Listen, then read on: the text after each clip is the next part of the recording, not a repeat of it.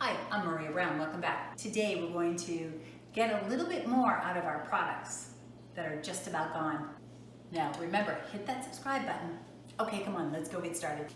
This lotion is completely out. I can't get anything else out of it. But there's always a little bit more inside. And all you have to do, this is simple, just take a pair of scissors and just cut right into it.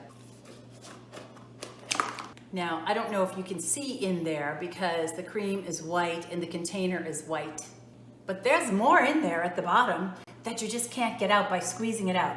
There's a lot in there at the bottom. It'll get you through the next couple of days. So go ahead and just use what you need and just take the top and make a little cover, put it right inside there, squish it down. Now you've got this little container, you just pull this out and you can reach that cream. It'll get you through until you can go get another one. It's that simple. Give me a thumbs up if you got anything out of that video, and remember to subscribe. Until next time, I'm Maria Brown. Thanks for watching.